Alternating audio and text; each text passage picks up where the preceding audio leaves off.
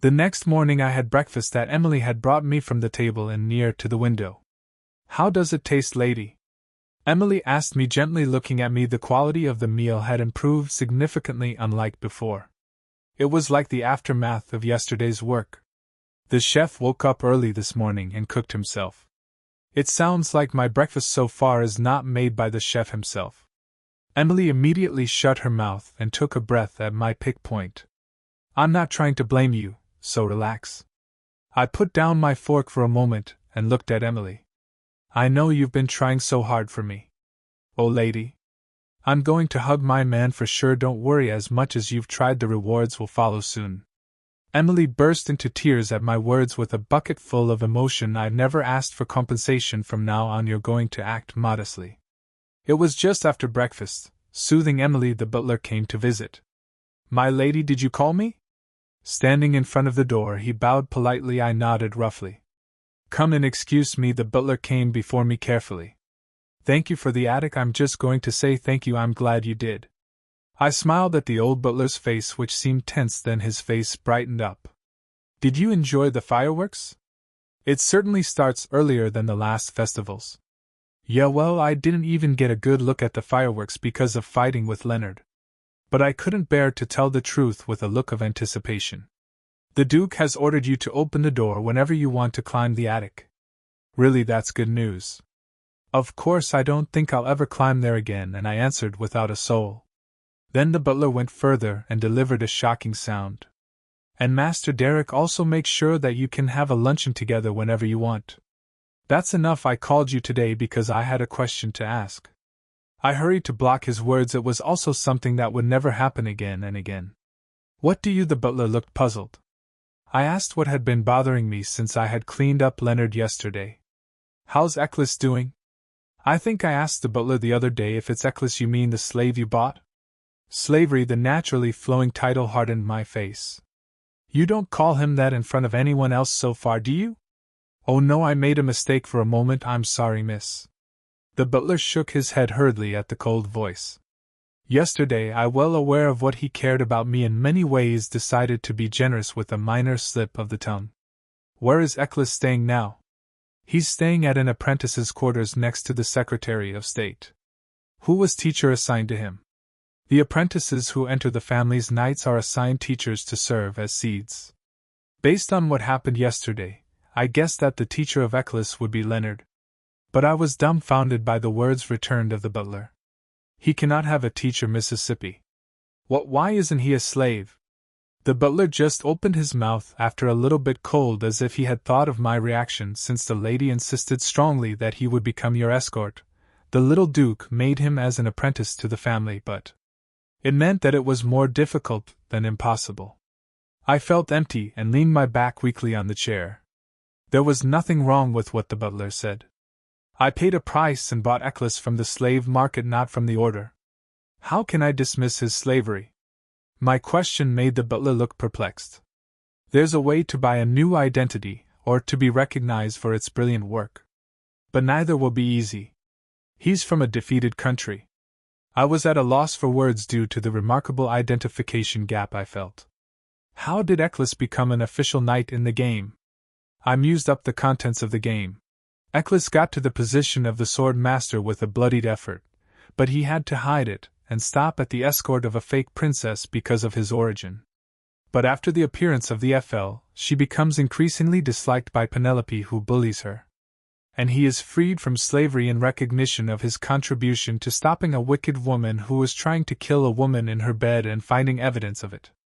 It was the highlight scene of Eccles' route when the two made a vow of loyalty to the FL at their own inauguration ceremony, and then the FL handed him the ancient sword after killing the villain. He reveals that he is the sword master with the full support of the Duke, and proudly honors his knighthood from the Emperor.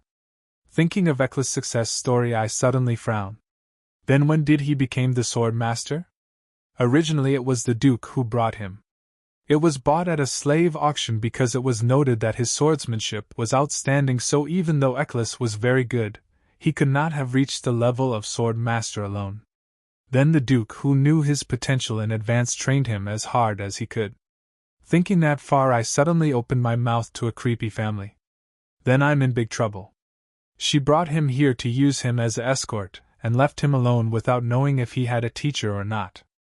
And she's the one who made the crazy guy got bullied. Crazy, my God. I was overwhelmed with astonishment. If I were Eccles, I would have made dozens of promises to kill myself. Oh, Miss, the butler suddenly looked at me as if I was strange, blushing. Butler, I pressed down on my trembling stomach and asked. How does the butler see Eccles these days? What? In what way? In many ways. How is he training, adjusting well among apprentices? How do you feel? To my question the butler answered as if he were pondering. He hasn't changed much, so I don't know how he feels. But he seemed to be doing well, really.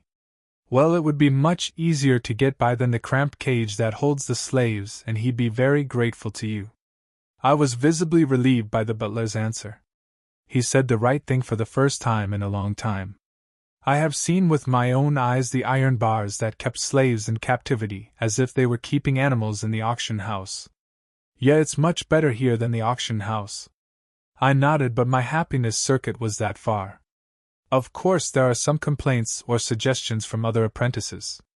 What complaints? Listen to me, miss. When he was first assigned to the quarters, there was a friction with the slave about not sharing the room. What? I screamed at the butler's subsequent words. But that's inevitable considering his origins. Lady, the other apprentices have been removed from the family of the household gods. The butler calmly explained the reason, but I could not hear a thing. The pupils shook like an earthquake. Damn it, I'd been busy in my own way and never imagined it was happening to Eccles. If this continues, I will die in his hand first. I quickly ordered the butler, please get ready to go out right now. Yeah, what kind of outing are you talking about? Shopping. The butler, who was embarrassed by the sudden remark, made a dazed sound. It must have been a very solemn tone. Yes, lady. The butler hurried out of the room with a bow. Being fast and quick was one thing I liked from him. I also called Emily urgently to get ready to go out. What's the matter, miss? Call the maids and make as much effort as you can. Yes, quickly, yes. Emily was also embarrassed by my out of the blue and hurried to pick up the skillful maids. I had to break away, image an owner who neglected her people. Left alone in the room again, I looked into the air with blazing eyes and muttered in a dreary voice. Today's operation is someone's got my baby down. You're so beautiful, miss, you look like a goddess who just came down from the way you dress up. The maids made a fuss again, this time as expected, whether they could not dislike the beautiful face decorated even if they hated the princess. This time I asked, exhausted for giving up everything the swings did without stopping. Are you done? No, I haven't touched your hair yet. Have a little more seat, miss. I was forced to sit down by Emily's shoulder, and it was a long time before I could get out go the torture. How is it, miss? Looking at me standing in front of the full-body mirror, the maids looked very excited. I looked closely at my reflection in the mirror. When asked what concept I wanted, I asked them to do enough to make a stone go away, and they faithfully fulfilled my words. A style of half-braid with light makeup and finely braided sides. Ruby earrings and necklaces that are the same color as crimson hair. Wearing a white dress with gold threads tightly carved on my shoulders and chest, I was really pretty, like a doll God had put his soul into. It was embarrassing to say this with my own mouth, so I laughed. There was an exclamation from the maid's side. The cold impression of the woman disappeared from nowhere when the smile came on my face, and a new image of a charming woman appeared. I like it. The one word was nothing, and the tearful girls burst out laughing again. Once again I turned to Emily and said, "Good work, Emily." "But where the hell are you going, lady?" Emily whined. "Take me," with a sad face. I told him my destination with a fresh face. "Military field, let's go." Try to cheer him up. The sky was sunny, it was the perfect weather to go out, seducing ML.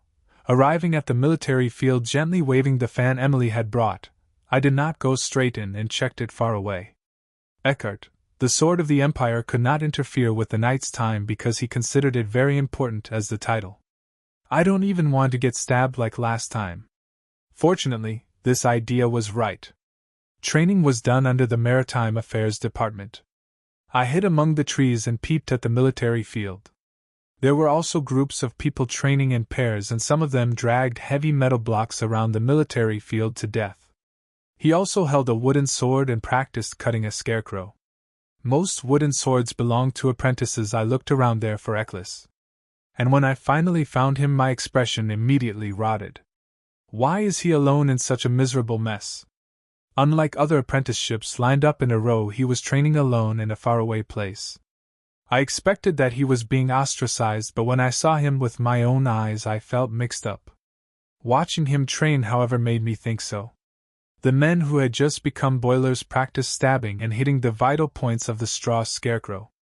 But unlike them, Eklis was not just stabbing and hitting, but almost mopping up the scarecrow. Part whole perch every time he swung a wooden sword. A scarecrow as big as a human was chopped up like a radish. The straw powder splashed in all directions. He didn't cut it with a sword, but it seemed to break off because he hit it with force. Is that the quality of the sword master? Of course, I just admired that I didn't know much about swordsmanship. It wasn't long after I realized it was a long way off. The pole revealed by the completely dug straw and the blind sword wielded by Eklis touched. With a loud rupture, the wooden sword he was holding broke in half. Eklis looked stunned at the two pieces of wood standing still. Hey, it was then. How many times do you break it? Damn it, are you going to pay for the wooden sword, you son of a bitch? Someone came up quickly and kicked Eklis's belly mercilessly. That bastard's trying to shorten someone's string. I managed to squeeze myself out of the way. This is because I decided that it would be better to watch the situation first than to go forward recklessly. Indeed, like an ML eclipse, did not fall backward. I just took a few steps back, but the guy who hit him seemed to be even more annoyed by the look. Hey, aren't you going to get out of here right now? I'm sorry, I'm going to be more careful in the future. Did you break it once or twice? Every time I order a new wooden sword, I know how much you can see. Forget it, stretch out. Get out, you bastard, it's training time now. I will take the punishment after the training is over. Eklis replied, bowing his head down. It sounds to me that the quarrelsome man was an engineer in charge of managing public items for training. Eklis's words were valid. It was common for training tools to be broken. Therefore, people usually buy and use cheap products in bulk. Therefore, it was very unfair to embarrass everyone and discuss punishment in front of them for breaking that cheap wooden sword. However, Eklis's response to punishment after training seemed very familiar. Looking at his expressionless face, I just thought, it's gone. Look at this son of a bitch, you're a slave. You're not training, don't you get out fast? Why, you're a believer, aren't you? Perhaps he is getting more and more angry because of Eklis, who doesn't listen to him. He now slapped Eklis on the cheek with his hand that was hitting his shoulder. You got the wrong line, you piece of shit. I thought you caught it. I thought you were a rotten bastard. If Our Lady Yvonne come back and kick that fake girl, do you think she will care, a mere slave? I don't think you can handle your future properly. Don't insult my master. It was that moment Eklis, who had been staring at the ground all the time, raised his head and said. The man who was hitting him burst into laughter. Why, I even swears at the country when he's not around. Can't you just put yourself in here and swear at your master who doesn't show any sign in front of you? If you're an article, you shouldn't insult the lady. Yes, thank you for the loyalty confession of a tearful slave. Forget it, stretch out quickly. Fuck you, you're still holding out. Hey, get him. He shouted at the other knights who had already gathered around him. Those who watched with interesting eyes as if they were all in one group caught Eklis. He did not rebel. I'm just looking into the air with dead eyes. I noticed why Eklis did that. I told him to make everyone admit him to staying at the dukedom. If he rebel here, he afraid I'll hear that he caused trouble. That's why he worried about going back to the slave market. The men who caught Eklis knocked him to the ground violently. Several others dragged the jackstones from somewhere. Hey, step on him, step on him. I moved at the point when the first one to pick a fight shouted with excitement. The only weapon I had was a fan. Coming up silently, I folded the fan I was holding and hit him on the head. Damn it, what kind of son of a hello? My voice rang low on the noisy field. Heat Princess, the eyes of the man who had just giggled with a despicable look have become big enough to roll over. As soon as he shouted for the terminal, all the drivers holding Eklis stopped moving. Some people who found me late opened their mouths. My gaze, which had been scrutinizing those funny things, touched Eklis, who was lying on the dirt floor. I was surprised to see him myself, but his gray pupils slowly grew bigger. Favorite 27%. I was relieved to see the rising favorability. It seemed to show up on time. Checking all the faces of the men, I opened my mouth with an indifferent look. You're having fun with my escort. Someone explain what you're doing. Naturally, no one was willing to answer. The field, which had been noisy a while ago, quickly calmed down as if it had poured cold water on it. I could feel even those in other areas looking at me with a pause and training. I pointed to the guy I just hit in the back of my head with a fan. You, what's your name? Well, do you mean me? Yes. What part of you do you belong to? 1st Division. I'm Mark Albert, the 2nd Platoon of the 3rd Division. I burst out laughing at his answer. I said, how high? Because he's catching a child like a rat? In the capital, where there was no chance of war, the 3rd and 4th Divisions were like guards guarding the house. It means he's a nobody. You explain this situation. Yes, as I watched, you seemed to be the first one to start. Well, that's when he heard I was watching. He was in a daze. It was nowhere to be seen, sarcastic, calling me a fake. From the tense images of the nights I noticed yesterday, that news about Mrs. Donna had spread throughout the mansion. What are you doing? Why don't you explain it quickly? Yes, the slave. No, Eklis had an accident during training. At my urging, he opened his mouth. What accident? He broke a wooden sword. The price of a wooden sword has gone up a lot these days, and he had broken it once or twice. So, well, I was admonishing him, but then he suddenly came up against me, a senior, and it was. Really? Yes, he broke his head and nodded hurriedly as if he had gained hope that I had been convinced by his gentle voice. But what if there is? Yes, in the absence of it, you are insulting the country, and also the masters, and if there is. His expression was dazed. I rolled up the corners of my mouth and smiled brightly. Is it okay if I kill you right here now for blasphemy? A chilling silence fell upon my words. The guy in front of me just stammered with his mouth open. Princess, in a chilly atmosphere, one of the less than expected articles stepped out. Compared to others covered in dirt, he seemed to be more of a superior than a small group. First of all, calm down. I'll bring the captain right now, and then I'll take care of him. Eklis, I called Eklis without even listening. His eyes, which still sat on the floor and looked up at me, changed. Kill this bastard. I pointed at Mark with a fan. At that moment, Eklis sprang up from her seat. Princess. Mark was bewildered and called me out loudly. But when there was no answer back this time, he chattered to Eklis. What's wrong, Eklis? Perhaps he felt unusual coming to me. He looked around, asking for help. A superior stepped forward again. This time other articles also joined forces. Eklis, stop it, it's an order. Yes, I was just a little too much, I'll apologize. But Mark finally couldn't talk. This is because Eklis, who grabbed the back of his head, quickly pulled him toward me. Embracing the blinding Mark in his arms, Eklis began to strangle him dreadfully. Mark's suffocated eyes opened wide. Eklis, what are you doing?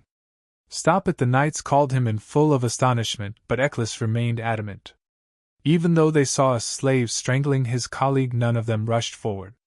Even though there was an order from me, but a great deal of life was leaking out of the slaves had ignored.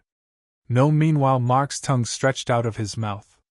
The saliva ran down his chin. Dirty fluid soaked the strangling arm, but Eklis didn't budge. Princess, you can't do this. The knights, who were watching their breathless colleague, eventually boiled their knees in front of me. We're sorry. I'll report this to the leader without fail, and all of us will volunteer to receive a reasonable punishment.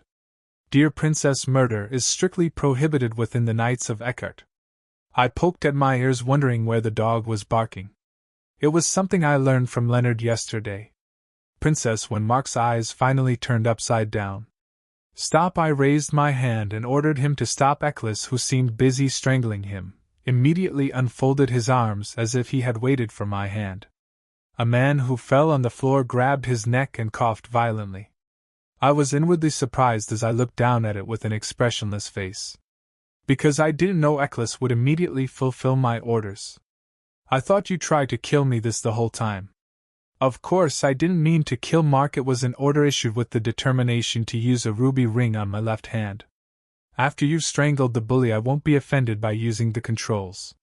However, Eklis's unexpected departure from Mark was immediate. I put my orders before my personal opinion. I was more than satisfied with it.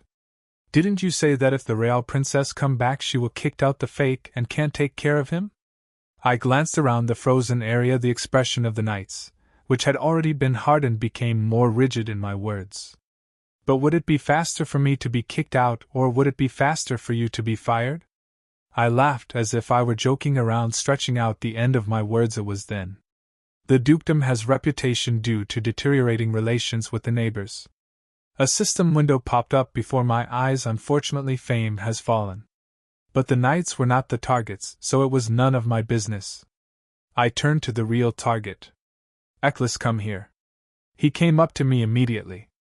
Let's go. I held Eccles's wrist slightly with his unarmed hand, and led him out of the military field. Favorability 32%. It was still an inorganic look, but the rising favorability was just like a shaky dog's tail. Lady, when I went to the front door of the mansion with the Eccles behind me, the butler who was waiting with the carriage welcomed me.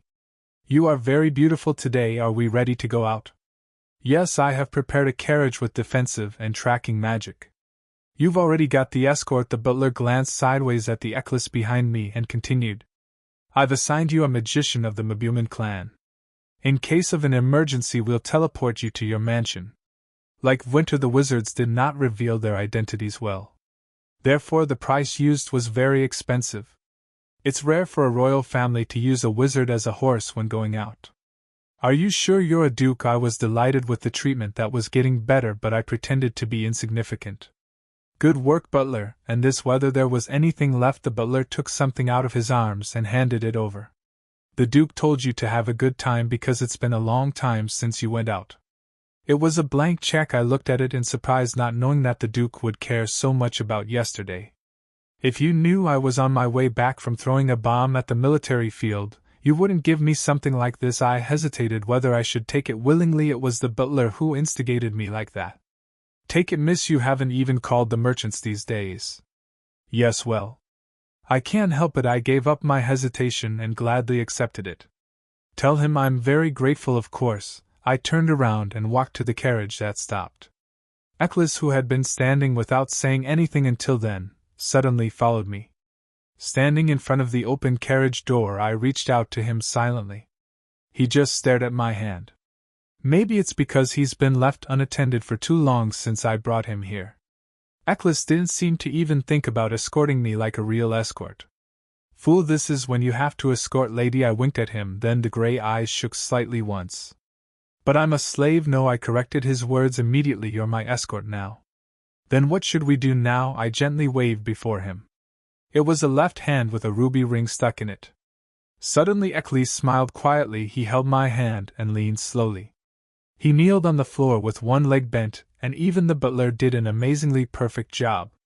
And looking through my eyes, he said, Please crush my leg and get onto the wagon, master. Lady, can I take you to the dress shop first? When Eccles already sat on the wagon, the horseman asked. No, go to the arms dealer, I answered indifferently with my chin resting on the window frame. Soon the carriage started. The magic is on. The ride was as good as a car. I was looking interestingly out the window that passed by quickly. Why, suddenly I heard a small murmur from across the seat. I turned my head and met Eccles, who was staring at me. He looked at me with unknown eyes and opened his mouth again. Why haven't you been looking for me all this whole time? It was an unexpected question. I looked over his face, wondering if he was blaming me for something like today, but I couldn't figure out what he was thinking. Are you upset? I asked openly. In that case, he intended to apologize, but you promised what. I hope you will come to me often as a hard-trained ward.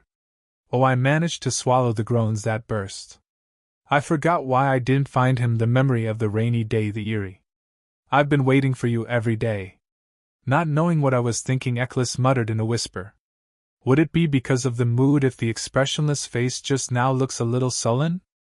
I tapped on the window frame and picked an excuse that didn't find him. I'm so disgusted. You lied to me, Eccles. What? His eyes were round except for the look of a dead body. He looks so fine that I thinks he's a well-made doll. You said no one was bothering you, but you had this on your pretty face. I reached out my hand and stroked his cheek. He flinched noticeably and bit his upper body backward. As if embarrassed, I smiled briefly, looking at the fluctuating gray eyes compared to other times. At that time it was really not there. Eccles made an excuse in a rather hasty tone. There must be quite. I inwardly denied his words. You wielded a sword as if you were going to kill someone and nothing happened. The more I saw him, the more awkward he was. Anyway, you didn't tell me about this first, so the prize is invalid. But I'm here to give you another prize, so don't whine and wait a little bit. I tried to appease him by blocking his retort. Eccles's cheeks blushed faintly, perhaps because my words "don't whine" were shameful, and favorability 33%. I was astonished by the slight change that I would not notice without careful observation. How old is Eccles? Just by looking at his face, he was like a much younger and naive boy. I thought over the game. I couldn't remember his age easily because I couldn't memorize each character's profile. However, normal mode was set to take a year to finish all routes after the return of the FL. And Eccles marries the FL after an adult ceremony in an epilogue that comes right after the ending. In this game, adulthood means that 18 years old passed their birthday. Then now Eccles it means you're at least 17 years old. I was originally 20 years old, so I was tailing to seduce a much younger spirit. But why does it seem like I'm being seduced? It was when I was looking closely at Eccles, whose redness had already disappeared. Lady were already arrived. The carriage stopped. It was time to reward the promiscuous slave. Welcome. As soon as he found a carriage with the patterns of Eckhart, the owner of the arms dealer jumped out and bowed 90 degrees at the entrance. Is this where they sell the finest magic sword in the Empire? Yes, lady, our shop handles all kinds of rare weapons as well as swords. Just tell me. Eccles, come in with me, I called him. Standing by the carriage, he hesitated as if he had decided he could not go in with me. Welcome. When I urged him one more time, he also stood right behind me without further delay. Do you have a wooden sword with an enchantment? I decided to buy the most urgent thing first. Then the arms dealer looked like he heard something strange. You mean the wooden sword? I have a wooden sword, but I don't know how to strengthen it. No, I frowned. I was recommended by the butler that he was famous, so I thought he will do a great job. While we can make customizations if you want. The arms dealer, who saw a disapproving look, hurriedly added. But it's very rare for anyone to go that far with a training wooden sword. When you have a certain basic posture, you're usually supposed to use a real sword. I coughed in vain, feeling embarrassed. He showed too much of a sword in it. We don't have any enchantment magic at the wooden sword, but there are many things that are never broken because they are made of old wood. Just show me around first. After a while we entered a room with only wooden swords everywhere. Next to me, I was looking around when I heard the owner talking non-stop. To be honest, no matter how much I look at it, was just different in color, but it was all from place to place. Do you like anything? I handed the option over to Eccles, but he shook his head. I don't know. Is it bad? That's not. It looks the same as the ones on the military field. I can just use them, master. No way. Listening to Eccles's words, the owner shouted hastily. Everything here is strong enough to compete with the real sword. Especially the polona trees that grow in fairy forests are sharp enough to cut rice straws. No matter how good it was useless if the person receiving the gift was not even choose it. I can't help it. I let it out like a sigh, and the owner thought I didn't like it. He stopped the act of recklessly taking out the wooden swords. Well then, go to the real sword, not the wooden sword. What are you talking about? Yes, from here to here. I recited from the entrance to the very end of the room with my hands clasped. Send them all to the Eckhart mansion. It would be nice to buy a lot of strong ones in case they break. Next was a training suit, perhaps because he was tall and handsome. Eccles's new look was absolutely stunning. That's good.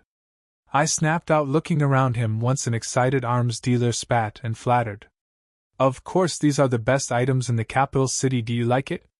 Ignoring the opinions of the parties involved, I asked belatedly because I thought I had too much of my own way.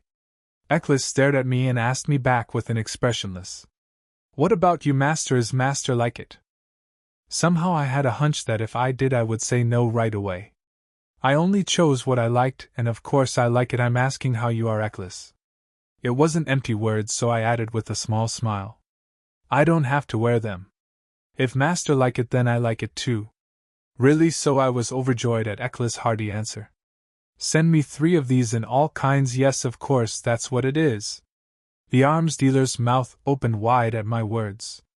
Then shall we go shopping for the real sword for the last time? I clapped my hands lightly and turned around. The arms dealer rushed after me. It was then. Master, this is enough for me. Eccles came up with a quick step and blocked my way. Why, sword is the most important thing for knights. What I wanted to say was replaced by a rich arms dealer. I looked back at him with a nod. There should be sword. Is it because you feel pressured? No, I'd rather. Eccles hesitated to answer. I don't think I'll ever use a real sword. I don't want to keep the gift from my master for nothing. Why do you think you won't ever use it? After the basic swordsmanship, you'll also use the real sword in sparring. Yes, you're right 100 and 1,000 times. The owner nodded his head too much to my question. Eccles did not hesitate to answer. It's just like a thunderbolt. Slave can't be a formal knight. So all I need is a wooden sword to train. I was so embarrassed that I couldn't say anything. He knew he couldn't be a knight, but I was the only one who was under the premise that it would happen someday. Come to think of it, it's all because Penelope died that Eccles became a full-time knight. I was in a situation where he was bullied, but I was in a hurry to pay attention, so I couldn't even think about the game. In order for me to live, maybe Eclipse shouldn't be a formal article. Perhaps he thought I was reconsider buying a real sword when I was lost and thought. The arms dealer hurriedly added. What are you talking about? Still, sword is a must as a guard to protect his master. My body is enough to escort my master. The arms dealer was frightened and immediately shut up. In fact, it was so true that I had nothing to say. Considering his brilliant track record, he was like a weapon all over his body. First of all, it's okay if you think so. I nodded my head in a cool way. It was also not good to force the burden on those who had already given up. I'll have to look around a little more, so go outside first and wait. At my words, Eccles turned his back immediately. I shrieked at him, walking along without even saying hello. Who's your master? As I've felt before, Eccles never stepped forward and set an example unless I pointed out. He was such an impudent fellow for a slave. Well, do you need anything else, miss? Just tell me, the two men asked me, looking at my wits. Now that you're here, let's go see the magic sword.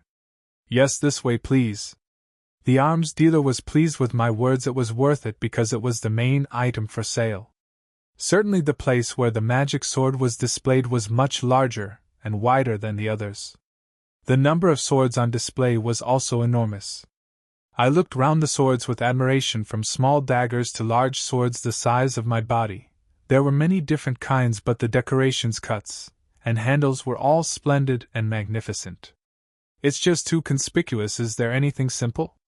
Then please wait a moment, miss. Somehow the arms dealer searched the corner of the display case with a grim face. How about this? After a while he brought a white box of dust. It was too small to have a sword in it, like an accessory case. What is this? The sword of the ancient wizard. He unlocked the box with a package of keys. As I was about to feel bad when I saw dust piled up, I became a little interested in the word ancient wizard. The arms dealer who pulled out the lock opened the door. Inside the open box, with a rusty sound of key kick, what's this? There was a rugged iron necklace with a tiny sword-shaped ornament about the size of a sword. Are you trying to play with me? Give me a simple sword or a necklace with a sword ornament?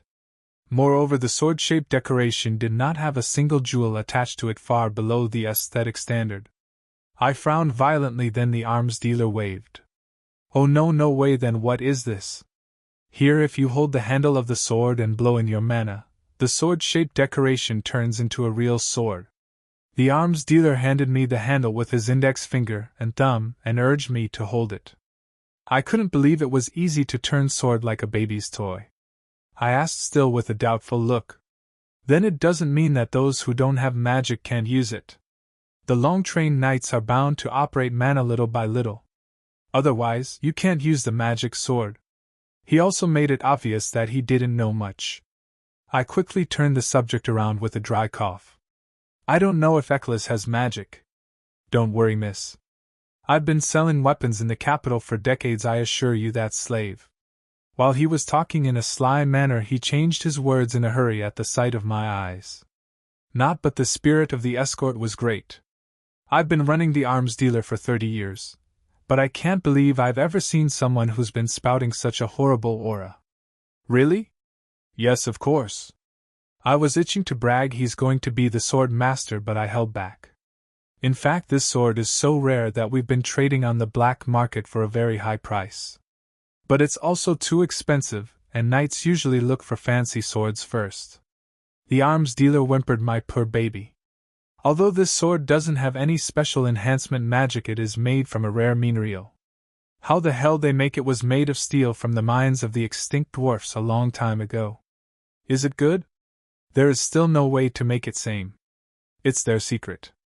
This is good one. I didn't understand the half, so I just nodded silently. In addition, when it gets smaller, the size of the mana engraved on it becomes smaller. Even if you're in a place where you're not supposed to be armed, no one will notice you're carrying a sword. Even in a palace, for example? The arms dealer nodded and looked around for no one, then whispered secretly. That's perfect for assassinations. It was too much in common sense who would assassinate with a small, growing sword other than a poison or a citation. I didn't show up though because I like the sword itself very much. You can't show it to anyone else, but you can always have a sword. I actually thought of a small type of dagger, but I thought this would be better. If Eklis is anyway, it will be used as a weapon as soon as it is lifted, whether it is a magic sword or a toy necklace. Well, I'll take this. Thank you, miss. I can't believe my baby finally found such a worthy guest. The arms dealer immediately asked with tears in his eyes. Do you want to send this to the mansion together? No, give it to me now. After a while, as I was about to leave the arms dealer, I suddenly stopped walking on the glistening thing that caught my eye. What is this? To be sold at the top of the weapon, it looked quite glamorous and elegant. There were letters carved inside a circle as small as a token, and there were glittering jewels in between. It was the first time I've seen it. Oh, it's a kind of amulet. Amulet? Yes, it's a hunting competition soon. It is the most popular product among women these days to give as a gift to lovers and family members who participate in hunting. Really? What effect does it have? The magic is automatically activated in case of an emergency because we have a magic stone embedded in the original sheet. What kind of magic? That depends on the order. Most of them are defensive magic, but some teleport to a safe place. Oh, that's good. These days detachable magic is built in, so you just have to stick it anywhere on your body. The merchant, who recognized that I'm listening with an exciting face, immediately threw the bait. Would you like to take a look? I nodded. Not long after I came out of the top, I had Eklis's necklace and 3 colorful amulets of gold, silver, and bronze. Did you have a good time? Instead of the reticent Eklis, the horseman rushed in and took a shopping bag in my hand. It was an amulet. I hid a present for Eklis in my inner pocket. Where shall I take you now, miss? I heard there's a quiet lake on the west side. You mean Lake Kalia? I'll take you there. The carriage left without a sound. Actually, I was thinking of buying a lot of new dresses and accessories since I came out, but I was already tired because it's been a long time since I went out. I wanted to go back to the dukedom, but I still have a present to give. I should give you what I promised. I was going to put an end to the grief and resentment accumulated in Eklis's mind today. Miss, we're here. Soon after, the carriage stopped. I got off the wagon with the help of Eklis. He naturally stood a few steps back. It was to fulfill his duty as an escort. Please take a walk with me. Wouldn't it be lonely to walk alone? I looked back at him like that and reached out my hand gracefully. Eklis hesitated for a moment, and then slightly caught the edge of my hand. It was such a feeble force that I didn't even feel like I caught it. I kicked my tongue and I clasped the hand first. I felt his twitching fingers. I glanced sideways and saw him bow his head down. Unfortunately, however, the favorability remained unchanged. We held hands and walked along the well-made promenade for a long time without a word. We finally arrived at the observation deck built on the lake. It's a place like a dating spot, but there weren't many people because it was daytime on weekdays. He laid his arms on the railing and watched the view of the lake for a while. There was a gentle breeze from afar accompanied by the scent of water. I glanced back at the man who stood there, either looking at the scenery nor trying to talk to me. Are you feeling better? The gray eyes that were facing to the air moved toward me. As if to what he was saying, he was wondering. You've had a bad day since this morning. Eccles did not answer immediately. In the end he answered my question? As if he was reluctantly making excuses. It wasn't a big deal, I asked as carefully as I could because I had committed a crime. How many more things like this have happened? It's the first time. Eklis, I called him out like a sigh. Don't try to trick me with a blatant lie. I told you make everyone admit you staying at the mansion. I'm not going to scold you for not doing it right now. It's beyond your control, so I'm coming forward. Does Leonard take the lead in harassing you? Eklis looked at me with a strange look and silenced. I was getting more and more upset. Tell me how Leonard has been doing to you, I'll figure it out myself. How Eklis, who had been silent until then, tilted his head sideways. What can the master do to the knights? I lost my words for a moment. It seemed sarcastic about what you could do with your subject, but there was no expression on your thin face like a wax. No matter what, nothing will change now that I'm a slave master. If it's for me, just pretend you don't know because I don't care. I was embarrassed by the unexpected answer. However, the hidden meaning behind it was not immediately understood. I'll stick with you, so don't make me get kicked out for nothing. Unexpectedly, he may have adapted to the dukedom's mood faster than I thought. And that's how much you know about the princess position. Agreed, 33%. I glanced up over his head. Only 33%. It has barely surpassed the basic level of favorability given at the start of normal mode. Eklis was a tough opponent even in normal mode, where the difficulty was easy. I thought it was because Penelope had a little loyalty. Now I get it, his original personality. Was the truth just a close tug-of-war for one's own survival? Seeing the favorability of over 30%, I seemed to be feeling better without even realizing it. After the morning incident, frankly, hope has swelled. At this rate, I thought I would be able to see the ending quickly, and I felt funny when I was dragging myself to the arms store. Yeah, you're right, I don't know how hard the reality is, I replied in a weak voice. Now you know my position in the dukedom. Why didn't he think that while I was weighing all the bread for him, he was also measuring whether I was a lifeline or a rotten rope? I don't have the power to dismiss you right now. As long as you're a slave, there's no fundamental solution to bullying. There wasn't much I could do, as Eklis pointed out. You can go to the Duke and say that bullying is rampant in the Knights, but you have already put the wrong button for the first time. A Duke who's not happy with what I brought would never care about the bullying of slaves. I gave up the idea of trying to calm him down. But I'll keep you on the knighthood. I gazed at him with a blank face, and my brain was as arrogant as usual. Your sword must be worth a little bit to catch the Duke's eye. So bear it, even if you're sad. Note, keep training and improve your skills. Sometimes I'll go and play with you like I did today. Even if I could step on the little ones, I couldn't handle it to Leonard, who led the bullying. So I didn't say any more things about the solution. I was also walking on thin ice day by day in the midst of their leading abuse and contempt. You and I, we've had a nasty life. Suddenly a laugh burst out. How could I choose ML, who is at the bottom of the line, even if he was all out? Come to think of it, I'm the one choose this situation.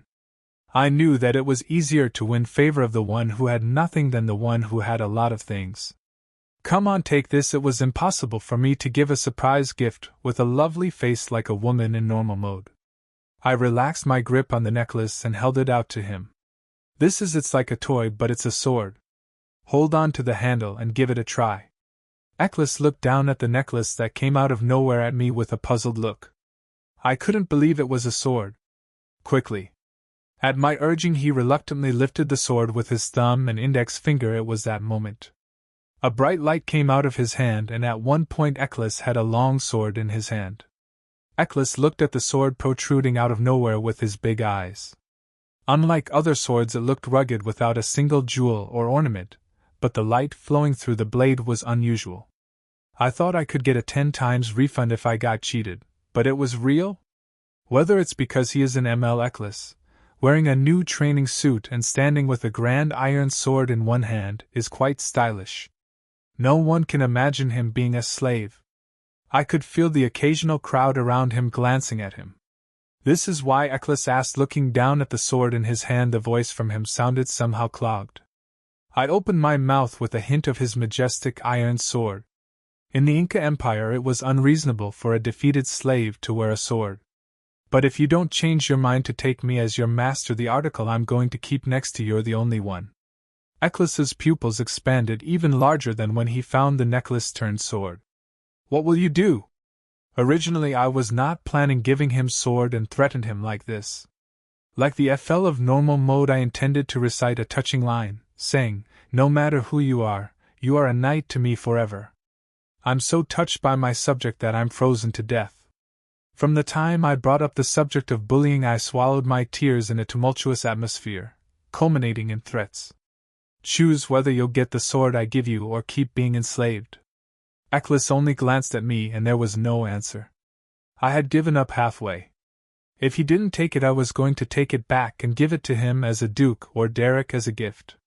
It was then suddenly the sword with Eccles's was lifted high, and the sword was thrust into the wooden board floor. "What are you?" The moment I stuttered at his sudden action, he slowly boiled his knees in front of me.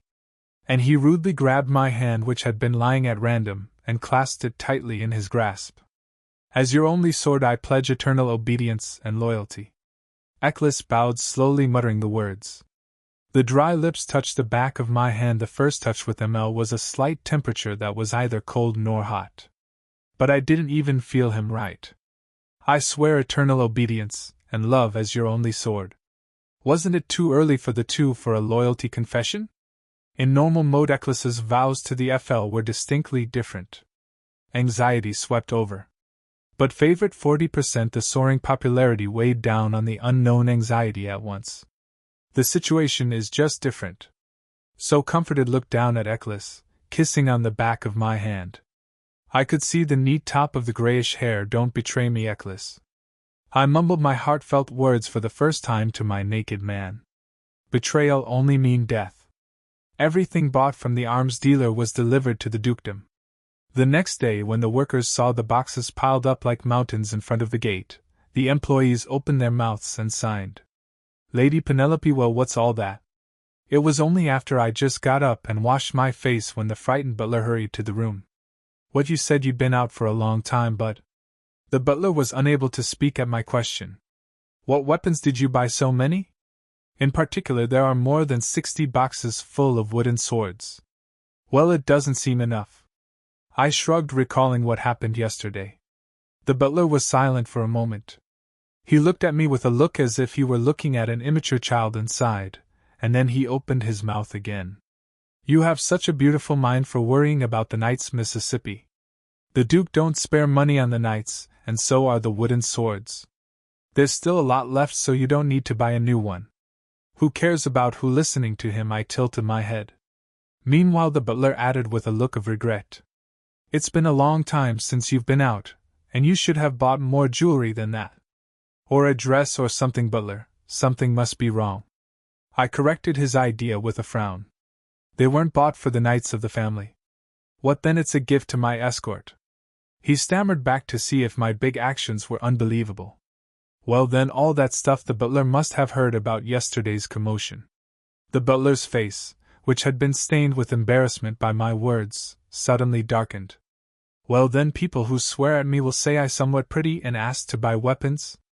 I snorted inwardly at his reaction. And I drove a wedge so that there would be no one in vain. "I bought it for Eccles because he didn't seem to have enough training items to use." "Why, there's no room to store it." No, the butler shook his head in a hurry. "It was ridiculous that there was no place to store them in the dukedom where there was space left." Of course, the butler would not be at all embarrassed by it, but I answered deliberately by distorting his question as something else. I meant not to ask further questions. "I'm sure Lady got an idea." Soon the butler nodded slowly and agreed with me. "Unexpectedly, I thought you were going to complain one or two more words." I reminded myself of my position a few times, but the attitude of treating Penelope as an ignorant had not changed. I opened my mouth with a curious look at him, who had clearly turned into an apology 2 days ago. "I'm good enough to care about him, so I don't have busy butler. To pay attention to him, then just watch as you have been. Sometimes when something like yesterday happens, you inform it to me. Okay, I'll arrange the gifts you bought in a warehouse where only your escort can." "Thank you," I smiled briefly at him, who responded politely. It felt good to communicate with each other in this house for the first time in a while. Some time after the butler left, Emily came to visit with breakfast. "Miss, I heard the morning stuff was your escort's gift." She chatted wildly, setting the tableware on the table. "Rumor spread quickly you should take me with you." Emily made a pretty sad appearance.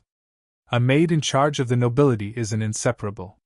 Since the trust of her owner leads to the power of her servant, I understood her grumbling that she decided not long ago to become my hand. "Take this." I handed her what I had taken out beforehand. It was an amulet of the same color bought from the arms dealer. Emily didn't take it easy, but she just looked down at my hand with her big eyes. "What are you doing? Not take it." Quickly. "What is this?" "What is it, miss?" "It's your gift. It protects you from unknown dangers." Amulet's gift to Emily was not so valuable because the spell of vision was so comprehensive and vague. But it's a universal gift for dear people. I have a lot of enemies. You're now my person, and you never know when or where bad things will happen, so keep them in your body all the time. As a way of venting my anger the other day, I had a word of apology for Emily. Moreover, she had once refused the expensive jewelry I gave her, so I honestly didn't want to test it.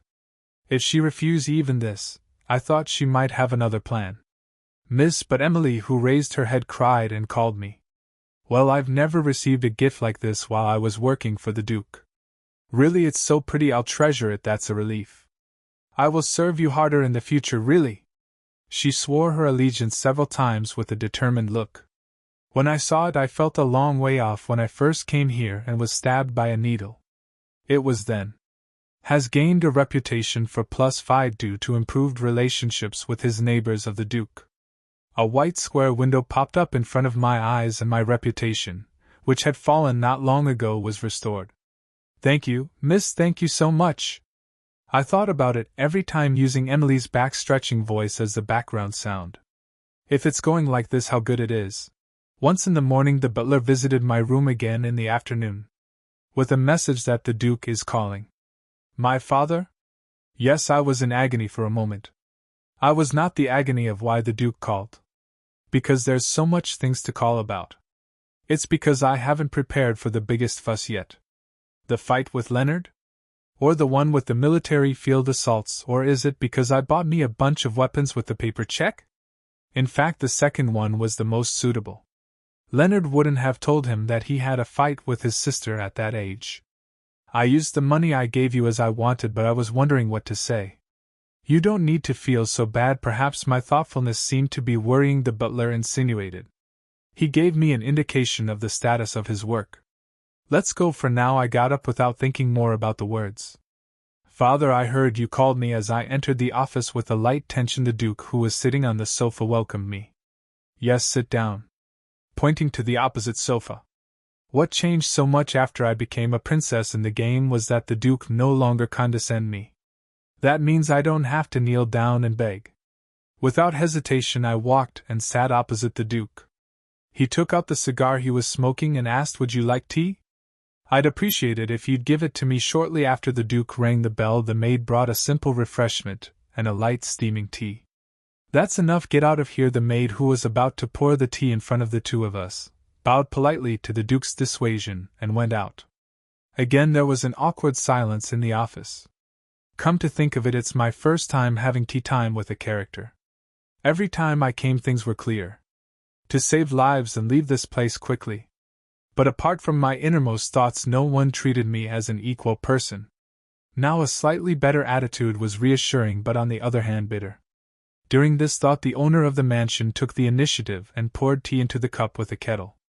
"Thank you." I mumbled my thanks but didn't willingly lift the teacup. The Duke, who took a sip of peppermint tea with a pungent smell, took a little pause and opened his mouth. "Penelope." "Yes, father." There was a commotion on the military field. As expected, the reason the Duke called was because of assault. Is it fortunate that they didn't call me because I fought with Leonard? Yes, there was some friction with the knights. I'm sorry. I nodded my head gently and put my apology in my mouth, as I used to say. The Duke put down the teacup and shined his eyes sharply. "Explain the whole story. I'm sure it's just what you heard." I didn't want to make a mistake explaining things that were not related to my life. The Duke's eyebrows wriggled as if my answer was not good enough. "I know what I've heard. You mean that I showed up on the military field without any hesitation and made Eklis strangle a knight? He recited in a trivial way. It was obvious without the military's eyes that they would have given testimony in their favor, leaving out all my faults. Of course she's an adopted daughter, but how can she say we got caught cursing in front of the Duke? If you called me to check if it's true, yes. It's true, I proudly declared the Duke face to face. As a lady, I'll accept your orders for self-reflection because you can't stay quiet for this matter. I won't participate in hunting competitions either. Unusual, I didn't say I was wrong. It was because I did it with my full will, and I didn't think it was very wrong. Instead, I secretly revealed my purpose. Let's avoid the hunt if we can. Having fully established Eklis's favorability, I was not going to participate in the hunting competition and decide to imitating the FL at normal mode, and was going to raise his sense of attraction or popularity. When I heard about the hunting competition at the luncheon, I didn't think deeply about the situation. It is customary for all proud aristocratic men to participate at the hunting competitions. So it's a day when all the men get together except for Eklis, who is a slave and cannot participate. No matter how hard I tried to avoid it, the forest was too dangerous. It's a perfect episode to die without knowing the reason or the cause. Moreover, it will be held in the royal palace, so with a high probability it will be linked to the crown prince successively. He was so interested in me that he sent me invitations separately. If you're setting fire to the curiosity guy who just went out hunting and barely turned it off. No, I screamed with a shudder. But I never think I was wrong, father. A cold silence swept through the office. The Duke asked back coolly with a lower voice. You asked to kill the family guard and you've done nothing wrong? Yes, I answered straight away without changing my face. Then the Duke sighed shallowly. Okay, then why made you escort to do that? Why are you asking me so persistently today? I tilted my head. The Duke had a very high status and trust in the knights. Ignoring Eckhart's articles is ignoring Eckhart. I'm ready for some punishment, as I've done the ignorant act for strangling the knight. I thought you'd get mad like a thunderbolt if I went out shamelessly with I didn't do anything wrong. I, in need of spirit, was considered a surprise to the Duke's reaction. Don't you think what the knights say is more reliable than what I say? Penelope Eckhart. The Duke called my full name with a serious look, overshadowed by his agonizing words. I am asking you why you did such a thing with the surname of Eckhart, so be sure to answer with caution. You wouldn't say you was bored for no reason. You who have never been in the direction of the Secretary of State, have never been in. The suspicion of the Duke was justified. You know she's a mad dog's bitch, but she wouldn't go and fight with the knights who trained for no reason. And before you went out I asked the butler in detail about the treatment about your issue in detail. Well, I raised my head in amazement at the added Duke's words. As soon as I tried to ask how he knew, reflexively I closed my mouth. The butler is the only one who asked that question, so of course it's him who went out of his mind. Such tactician, I resented the butler for misbehaving. The Duke, who recognized my hesitation, looked at me. Do you have any thoughts of speaking now? It's all my fault, father. I just went to the military field with a simple whimper and I didn't like the way the knights greeted me. The stories of the knights will determine the punishment of the slaves you brought along. Will you speak, or I'll kick the slave out of his position as an apprentice, who caused the disturbance without knowing his subject? I was rapidly depressed by Duke's voice, who became increasingly angry. Even with the words simple whims didn't made him believe it. It seemed to him that there was a different reason. Tell me every detail of the day, otherwise I'll hold the slave responsible for all this commotion. I couldn't help but open my mouth at the mention of Eklis. I took my escort from the field to go out. I've seen a knight named Mark punish him too much for breaking a wooden sword during training. It was like a childish child complaining about nothing. The Duke's eyes were grimly frowned upon. He shouted as if he had intuitively guessed that was the reason. It isn't uncommon to see severe punishment in the top-down relationship of knights for military purposes. I'm not old enough to say I don't know it. In the meantime, he insulted me, the owner of Eklis. What when he heard my answer, the Duke, who was in the rain, who was going to scold me again, groped his words with open eyes. As expected, it must be the boat they were talking about. My escort was furious, and the top knight was trying to beat him up with his colleagues. So I told Eccles to fight the knight who defiled lady's honor. I meant to kill him, to be exact. I was not foolish enough to confess such vulgar words to the Duke. The Duke kept his mouth shut at my words for a long time. I looked down at my teacup blankly without a bite. The contents that were steaming up suddenly cooled down. Neither the Duke nor I, however, tried to pour a new tea. I'm sick of it. While glancing sideways at the hardened Duke, I suddenly felt that this situation was boring. How many times do I have to repeat this until I escape? He's the Duke made a deep, deep-seated sound after quite a long time. What did they insult you? They say I'm a fake, that I can't even cover him if I'm kicked out, so he told him to realize as soon as possible that he's serving a master as a rotten cord. I recited it without a single exaggeration. It wasn't because the knights who had reported their atrocities were reprehensible. If I had known now, I wished I would have cared about whatever I did. But the slowly distorted Duke's face was unexpected. Why didn't you come to me and Derek immediately and tell them? He asked, breathing loudly as if he were enduring something. Obviously Penelope would have stormed into the Duke's room and yelled at him first, saying the knights had despised her. I pondered for a while and just told the truth. I punished him right away, but I thought he was not worth it. What do you mean he wasn't not worth it? The answer was terrifying, and the Duke burst out. How worthless is him to dare to be a knight and tell the vulgarity that insults the lady. I couldn't see why he was so angry, so I opened my eyes round. They're articles loyal to father and family, not to me, are they? I thought it was all over when I brought in the escort myself. I don't want loyalty from knights who don't recognize the princesses. This was not only for the knights but also for all the employees. In fact, compared to starving with rice just around the corner, that kind of curse is nothing. If Eccles weren't involved, I would have just walked by. Penelope, what the? But the Duke didn't seem to think so. He looked at me with a vague look as if he didn't know where to start. All of the articles of the family are your articles too. It's going to remain unchanged as long as you're a member of the Ecart. Eccles is enough for me. I'm not just talking about escorts. I'm telling you he's my article too, father. I didn't want to lose to the Duke, so I went on. I told you the other day that I don't want to take those who don't want to protect me. But nothing has changed except that Eccles was placed as an apprentice for dry-dressing knights, not as a servants who do chores. Yesterday, on the first day of the festival, there was only one article that kept me safe. It was true I was not defending him.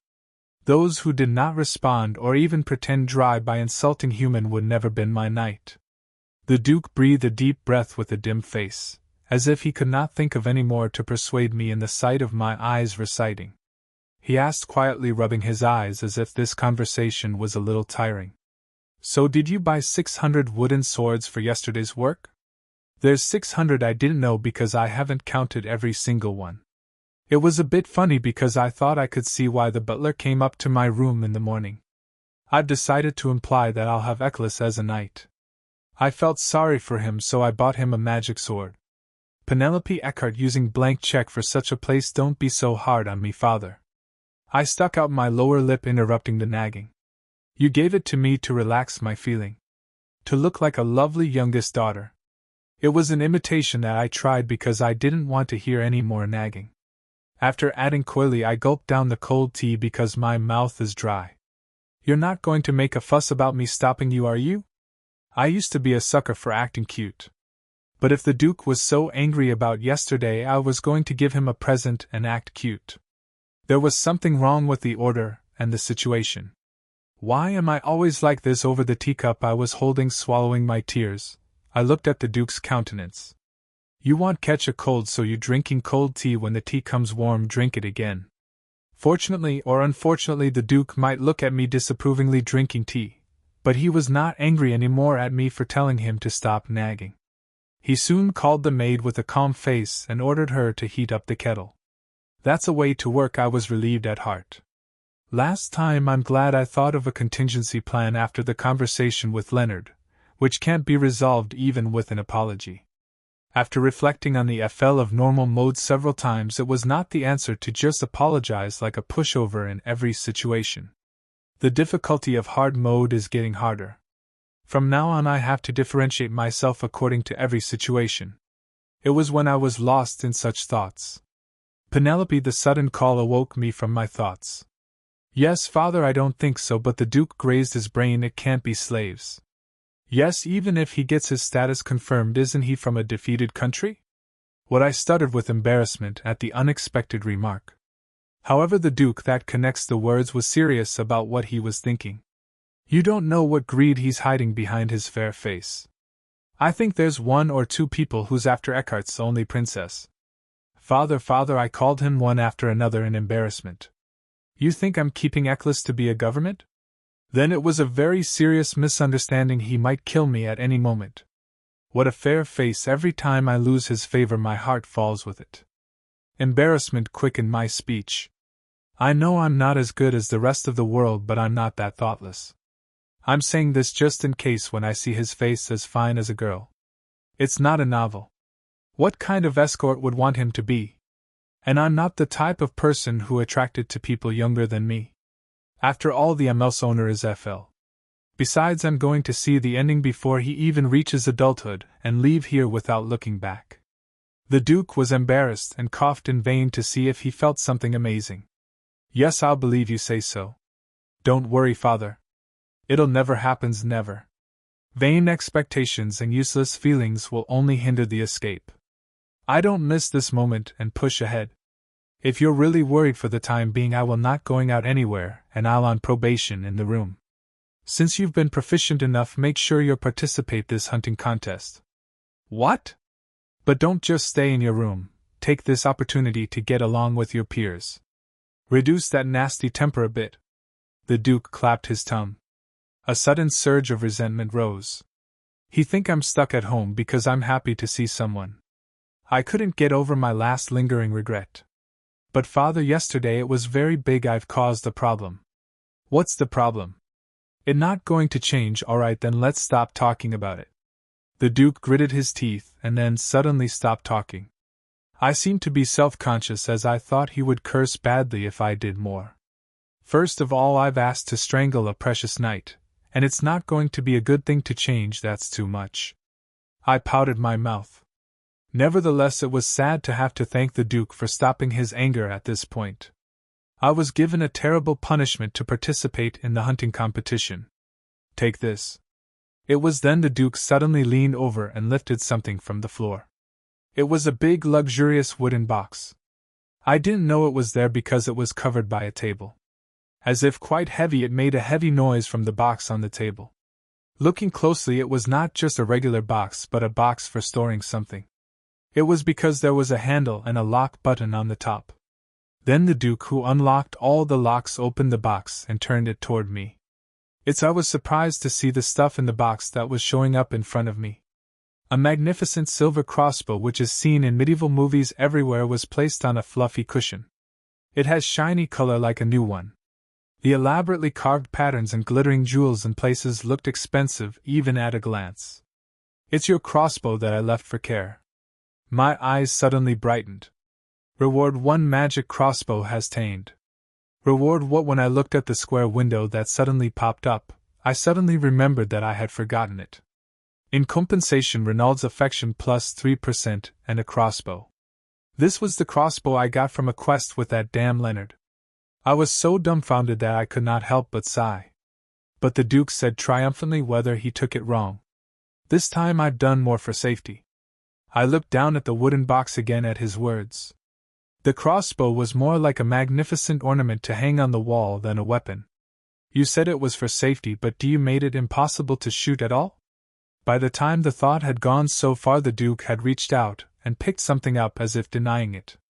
It was a black pocket that had never been seen before, attracted attention by the colorful crossbow. Look at this, Penelope. The Duke untied the strap in the pocket and opened the entrance. Inside it was full of iron beads the size of a thumbnail. I asked with a face that I didn't know what was going on. What is this, father? I replaced it with a magic bead instead of an arrow. Magic? What kind of? When hit the beads burst, and immediately the brain metastasis, causing you to faint for a while. It's not strong enough to be put to death, so even if a person is hit there won't be any serious injury. I see. I answered without sincerity. Then later, I felt a little sorry for the Duke who worked hard to explain it. But I couldn't help it because I've lost all my interest since I couldn't avoid participating. What's with the hunt? I'd be glad if I can hide so well from the Crown Prince's sight so he wouldn't notice me. When I didn't seem to be interested, the Duke's face hardened a little. And there is one more thing, he added with a darker voice than before. The magic of losing your memory right before you get hit by a marble. What, the magic of losing memory? What does the crossbow have to do with the magic of losing memory? I looked at the Duke in a daze again, unable to understand the language. Then he opened his mouth with a look of reluctant talk. If you really want to shoot, lure it to where there's no one around, yes? Thanks for joining us. If you enjoyed the video, please like, share, and subscribe. Click the bell icon for notifications.